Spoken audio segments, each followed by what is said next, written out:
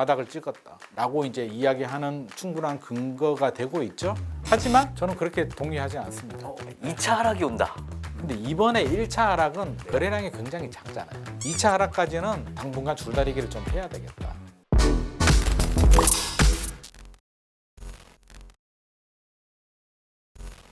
안녕하세요. 지식이 되고 돈이 되는 시간 세미정의 부동산 클래스 세미정의 정재훈입니다. 자, 오늘은 대한민국 부동산 이슈 점검 및 대응 전략을 모색해보는 시간을 갖도록 하겠는데요. 김인만 부동산 경제연구소의 김인만 소장님 모셨습니다.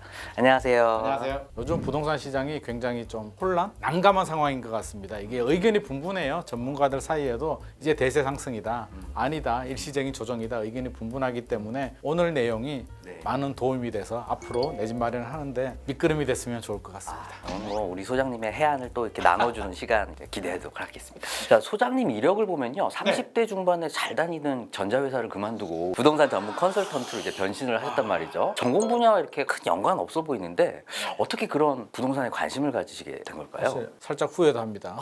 계속 다닐 걸 뭐 이런 생각도 드는데 사실 제가 연구원이었어요. 뭐 개발도 하고 직접 투자를 하다가 사실 부동산이 굉장히 재밌기도 하고요, 다이내믹하기도 하고 이제 뭐 댓글도 달고 무료 상담도 해주고 이렇게 하다 보니까 바뀌어 버렸어요. 그냥 재밌는 거 하자라고 해서 이제 이쪽으로 뛰어들게 됐습니다.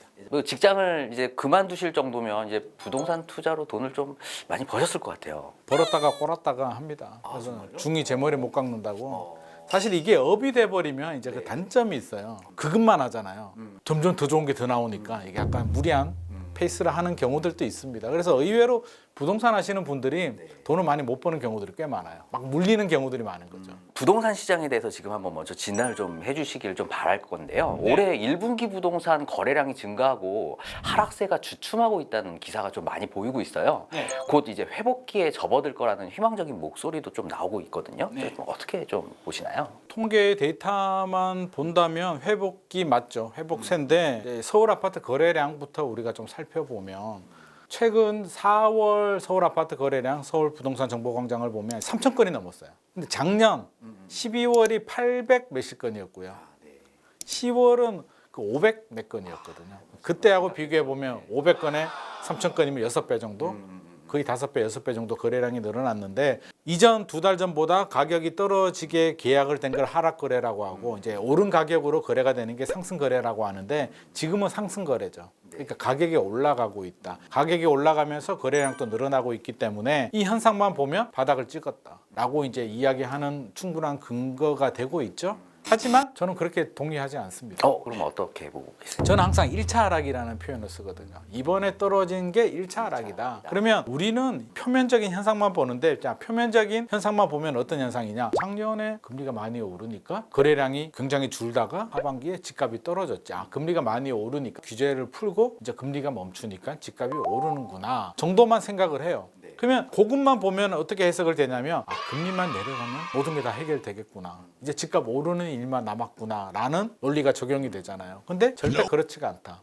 자, 집값이 왜 떨어졌느냐에 대한 원인 분석이 좀 필요한데요. 과거에도 우리가 금리가 높았던 적이 굉장히 많거든요. 그러면 금리가 오르면 무조건 집값이 떨어지느냐? 아니죠. 과거에 그러지 않았어요. 오히려 금리가 올랐음에도 집값이 오른 적이 더 많았어요. 2008년도였나요? 제가 분양을 받고 그때 8% 아마 실질적으로 빌리면 12% 정도.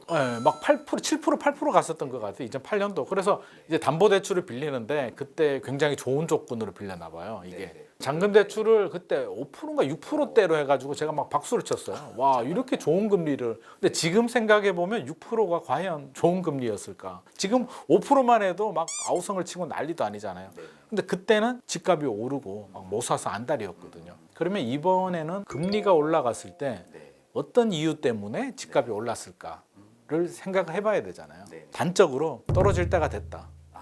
많이 올랐으니까. 그렇죠. 많이 올랐으니까 떨어질 때가 됐는데 울고 싶은데 뺨 때린 거죠. 2022년이 저는 그런 상황 아니었을까. 우리가 유동성 파티를 너무 즐겨요. 사실 2018년, 19년에 금리가 올라가고 있었거든요. 올라가다 2020년 코로나 팬데믹이 생기니까 다시 또 저금리가 갔죠. 파티, 유동성 저금리 파티 너무 신났잖아요. 그때 코로나 팬데믹이 오지 않았다면 이 지경까지는 가지 않았으리라고 봅니다. 근데 올랐죠. 파티가 너무 신났지. 냉정하게 보면 이게 12시 마감 시간이 이제 다 돼 가는데 너무 오래 놀았는데 또 파티가 한 번 더 땡땡땡 한 번 더 야 한 번 더 해. 막 이런 분위기였기 때문에 2020년, 2021년 우리 영끌이라고 하죠. 네. 패닉 바잉을 했죠. 네. 사실 패닉 바잉이 이게 마지막 꼭지의 시그널 중에 하나거든요. 시그널이 왔음에도 우리가 못 느꼈죠. 그러다가 갑자기 예상하기에 다르게 종이 나중에 칠 줄 알았는데 생각보다 빨리 쳐버린 거죠. 미국이 금리를 듣도 보지도 못한 뭐 자이언트 스텝 나오고 빅 스텝 나오고 1년 만에 이렇게 올리니까 이제 패닉이 오는 거예요. 정신적으로. 와 이거 큰일 났다? 말도 안 되는 상황이 전개가 되네? 야 우리 어떻게 해야 되지? 일단 다 관망해. 집을 사려는 분들은 올 스톱. 2022년 작년 상반기까지는 서로 관망을 하는 거죠. 이게 단기간에 그치지 않고 하반기 되니까 더 심각해졌잖아요. 다행히 이제 금리가 이제 끝이 좀 보이잖아요. 올해 되니까 미국도 그렇고 한국은행도 그렇고 이제 동결 모드로 가요. 아까 한숨을 돌리죠. 우리가 두려운 게요. 터널을 지나가면 끝이 안 보여요. 그때 두렵거든요. 누구니까 주변. 언제까지 가야 될지 모르니까. 저 끝에 살짝 빛이 보여요. 그러면 하나도 두렵지 않아요. 왜? 지금은 어둡지만 새벽 지나면 해가 뜨니까 지금이 그런 상황이거든요. 집값 떨어지는 트리거가 금리였는데 금리 인상이 거의 멈췄네. 규제는 풀렸네. 중요한 거는 이제 거래량인데 지금 또 이제 거래량이 늘어났다라고 하지만 2021년이 평균 거래량이 한 5천 건 정도 되거든요. 서울이. 지금 반 정도밖에 되지 않아요. 거래량이 여전히 부족한데 집값이 떨어졌을 때 집을 가지고 있는 사람들 마음은 어떤가요? 절대 금매물로 팔고 싶지 않죠. 그러면 언제 금매물로 팔까요? 뭐 돌려줘야 될 때 급할 때. 급할 때 아니면 심리적으로 굉장히 힘들고 지쳤을 때. 근데 6개월, 1년 집값이 떨어져 가지고 내가 가지고 있는 전 재산이나 다름없는 아파트를 판다? 저는 그렇게 보지 않습니다. 무조건 1년은 버팁니다. 1년이 2년으로 되고요. 2년이 3년 되면 그 마음이 지치잖아요. 대출 이자는 내야 되죠. 은행들이 집값 떨어진다고 안 받는 거 아니잖아요. 한 일주일 남으면 그때부터 머리가 아파요. 대출 이자 빠져나갈 때가 됐는데 이 돈을 뭐로 메우지? 내가 누구 좋자고 이렇게 투자한 거지? 팔아버릴까? 라는 마음이 굴뚝같이 들잖아요. 그러면 이제 3년 차 접어드는데 3년 차 될 때까지 본격 반등에 들어가지 않으면 이제 금매물로 던지기 시작을 합니다. 그러면 집주인들이 이제 지죠. 줄다리 게임에서 매수자들한테 딸려간다는 거예요. 그러면 집주인들이 던지는 하락 매물이 늘어나면 매수자들도 그때 되면 정부가 또 규제를 풀잖아요. 그러면 이제 하락 거래가 늘어나요. 근데 이번에 1차 하락은 거래량이 굉장히 작잖아요. 그러니까 이게 1차 하락의 징조거든요. 글로벌 금융위기 때도 거래량이 많지 않았어요. 그러니까 2차 하락까지는 당분간 줄다리기를 좀 해야 되겠다라고 저는 생각을 합니다. 현재 부동산 시장에 대해 진단을 정확하게 해주셨는데요. 제가 우려된 게 2차 하락이 온다. 굉장히 좀 두려움이 좀 있었거든요. 두려워요?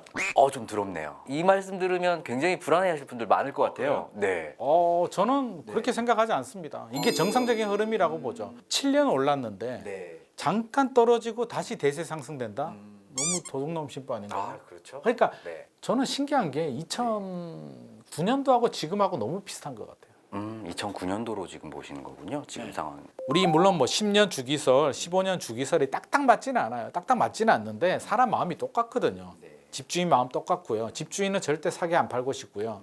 사려는 매수자들은 절대 비싸게 안 사고 싶은 게 마음이기 때문에 정책이나 부동산 시장 또 금리 여러 가지 이유에 따라서 줄다리기를 하거든요. 그게 과거나 지금이나 저는 달라지지 않았다고 봐요.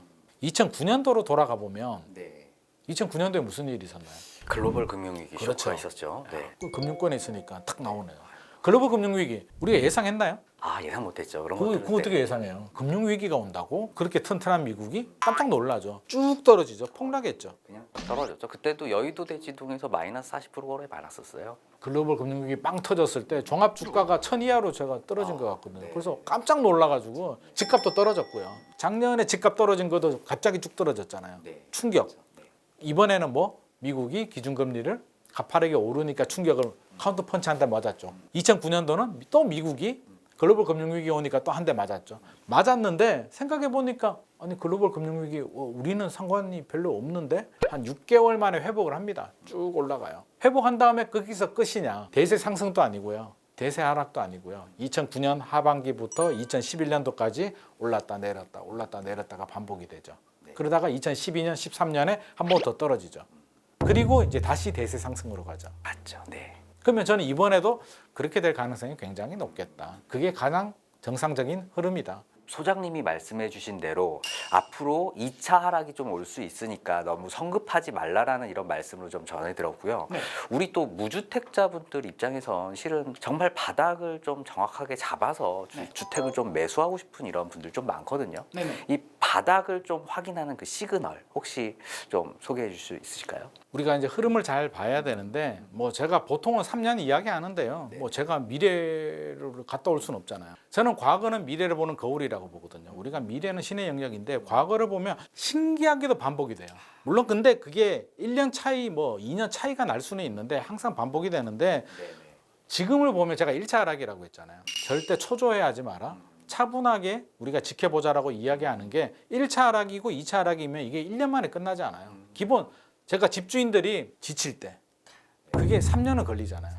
과거 사례를 보더라도 항상 3년이 가더라고요. 이게 3년이 고비거든요. 그러면 3년 차에 2차 하락이 왔을 때 우리가 마음을 먹어야 되는 게 3년 동안 이제 마음고생을 하잖아요. 질려버리거든요. 사실은 그때가 2차 하락 다음에는 뭐가 있어요? 이제 올라갈 일만 남은 건데 그때 또 팔지 말라고 하는 판단 말이에요. 버텨야 되는데 그게 3년이 될지 2년이 될지는 모르겠지만 우리가 바닥의 시그널을 볼 때는요. 부동산 정책을 봐야 돼요. 정책의 메커니즘은 상한선, 하한선이 있으면 오버슈팅이 돼요. 집값이 과다하게 오르면 무조건 규제를 하고요. 집값이 지나치게 내려가면 빠르게 내려가면 언더슈팅이 되면 규제를 풉니다. 이 메커니즘에 아주 충실하고요.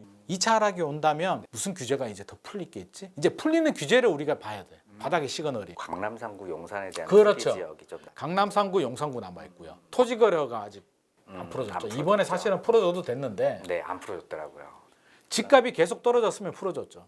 근데 1월, 2월 집값이 멈췄잖아요. 네. 토지 거래가가 이제 4월이었는데 4월에서 6월 사이에 풀어주는데 지금 상승 거래가 늘어나고 있잖아요. 이 상황에서 풀어줄 이유가 명분이 없죠. 또 남아 있는 게 DSR. 대출 규제 풀어줬다라고 하는데 LTV 풀어줬고요. LTV가 이제 집값 대비 몇 프로 대출 풀어주느냐 얘기죠. LTV 풀어주고 DTI 풀어줬는데 결정적인 DSR 안 풀어주잖아요. 안 풀어졌죠. 네. 특례 보금자리만 예외적으로 한시적으로 풀어주자. 그거 남았죠. 또 5년간 양도세 면제. 조세특례법 99조 2항. 요거 가장 강력한 거. 가장 강력한 거. 요거 나오면 끝나. 무조건 사는 건가요? 요거 나오면 저는 묻지 마. 네, 묻지마. 요거는 묻지 마요. 자, 이제 우리 부동산 시장의 내관에 대해서 한번 좀 말씀을 좀 나눠봐야 될 것 같은데요. 지금 가장 큰 내관이 전세값 하락으로 인한 이제 역전세난이다라고 이런 아마 생각이 좀 드는데요. 자칫 이제 한국 경제 전반의 위기로 좀 번질 수 있다는 우려가 좀 나오고 있는데 어떻게 좀 전망하시나요? 내관 맞죠. 지금 내관이라고 한다면 미분양하고 이제 역전세 두 개가 있는데요. 다행히 미분양이 지금 최근에 좀 멈췄어요. 부동산 시장이 이제 거래량이 늘어나면서 그러니까 7만 5천까지 갔다가 7만 2천까지 내려와서 아마 국토부는 안도의 한숨을 쉴 겁니다. 미분양이 또 늘어난다면 아마 개입을 할 겁니다. 금융시장이 흔들리면 대한민국의 경제가 흔들리기 때문에 굉장히 예의주시하는 부분이고요. 두 번째는 이제 전세인데 전세는 이제 두 가지 악재가 있습니다. 전세 사기가 막 터지고 있고요. 역전세 문제가 있는데 전세 사기와 역전세는 좀 달라요. 우리가 일반적으로는 전세금을 돌려받지 못하면 우리는 사기라고 하는데 전세 사기라고 한다면 이제 사기의 의도, 기망의 의도가 있어야 돼요. 인천 뭐 사기왕처럼 감정평가를 부풀리고 대출을 받고 세입자한테 전세금을 받아서 그 돈을 횡령해요. 그럼 자기는 이득을 다 취하고 몰라 배째 이 집은 경매 넘기든지 말든지 마음대로 해. 경매 넘겨버리면 은행이 선순위이기 때문에 세입자는 돈을 받지 못하는 이런 게 깡통 전세, 전세 사기고 역전세는 전세 가격이 떨어지는 거예요. 떨어져서 집주인이 돌려주지 못하는 건데 둘 다 문제가 되죠. 지금 한간에는 전세 대출 때문에 집값이 올랐다. 그래서 전세 대출을 이제 금지해야 된다라는 이런 의견을 또 피력하시는 분도 있으세요. 그게 맞는 말인데요. 네네. 이미 시행되고 있는 제도를 다시 폐지를 하거나 금지를 한다? 현실적으로 맞지 않죠. 처음부터 안 해줬어야죠. 이제 와서 없앤다? 그러면 세입자들은 80%를 전세 대출 받고 있는데 전세 대출을 갑자기 막아버리게 되면 무슨 돈으로? 다운그레이드 돼야 되죠. 서울에 사시는 분이 경기도 외곽 소형 아파트로 가야 되고 빌라 3층에 사시는 분이 지하 단칸방으로 가야 되고 또 월세 시장으로 또 월세로 넘어가겠죠. 가야 되고 이제 이렇게 되기 때문에 현실적으로 전세를 금지해 버리게 되면 아마 엄청난 부작용, 반발, 현실적으로 어렵습니다. 예전처럼 절대적인 전세 시대는 이제는 현실적으로 어렵겠다. 당장 죽진 않겠지만 이제 한계에 좀 온 것 같긴 합니다. 그래서 서서히 이제 월세 시대로 가지 않을까. 월세로 간다는 얘기는 레버리지 무이자 갭 투자를 못 한다는 얘기고 버팀목 역할을 못 해주기 때문에 아파트 투자 시장도 10년, 20년이 지날수록 이제 서서히 좀 약화될 가능성이 있을 것 같습니다. 자, 그럼 지금 전세난이 굉장히 지금 심각한데요. 네. 전세 사기, 네. 사기가 심각한데 그럼 어떤 그 전세 사기에 대한 어떤 해결과 방지책 뭐 좀 좋은 의견 좀 있으실까요? 굉장히 어렵죠. 네, 그게 쉬우면 정부에서도 특별법이 잘 나왔을 텐데 자 이제 특별법이 통과했잖아요. 네, 국회 맞아요. 통과했는데 내용을 보면 간단하게 설명을 하면 세입자가 집이 경매 넘어가게 되면 내가 낙찰 받고 싶었는데 나는 1억에 낙찰 받으려고 했는데 우리 세미정님이 1억 5천에 낙찰 받아 먹은 거예요.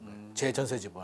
그럼 나 억울하잖아요. 네. 그러면 우선 매수권이 있으면 1억 5천에 저한테 오는 거예요. 1억 5천에 네가 할래? 나 할게요라고 하면 1억 5천에 우선 매수해서 내가 전세 살던 집, 내가 집주인이 될 수 있는 권리를 준다는 게 핵심 요지고요. 그게 싫으면 이제 LH 같은 공공이 매입을 해서 나한테 이제 임대로 준다는 건데 가장 중요한 거는 이제 예방이죠. 더 이상 생기면 안 된다는 거죠. 예방 대책을 좀 우리가 신경을 많이 써줘야 되는데 전세 제도가 좀 구조적인 문제가 있잖아요. 이게 신용이거든요.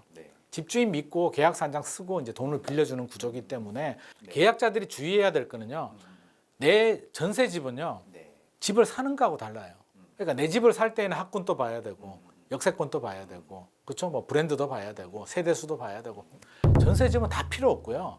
내 전세금 제대로 받을 수 있는지가 가장 중요합니다. 그래서 내 전세금 잘 받을 수 있으려면 최악의 경우 마지막 수단은 우선 변제권으로 경매 넘기는 거기 때문에 경매 넘길 때 은행, 그다음 국가 세금, 그러니까 체납 사실이 있는지 은행 선순위 등기부등본 확인해서 은행 근저당이 있는지는 반드시 확인해야 되고요. 전세 가율을 확인해서 전세 가율이 70% 넘지 않는 집을 확인하는 게 좋겠고 조금 찝찝하다 싶으면 무조건 보증보험을 가입해야 됩니다. 그래서 전세 계약하시는 분들은 꼭 명심을 해야 되고요.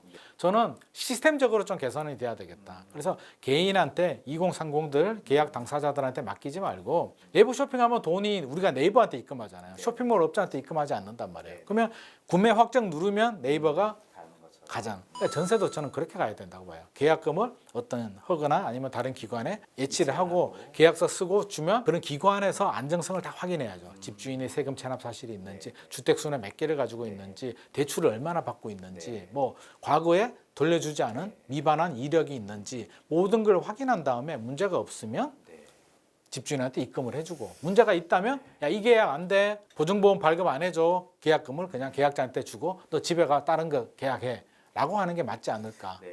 아주 좋은 의견이십니다. 자, 지금까지 이제 김인만 소장님과 함께 이제 부동산 시장의 이슈 진단 및 전망을 들어봤는데요. 자, 오늘 영상이 좋으셨다면 구독, 좋아요, 알림 설정까지 부탁드립니다.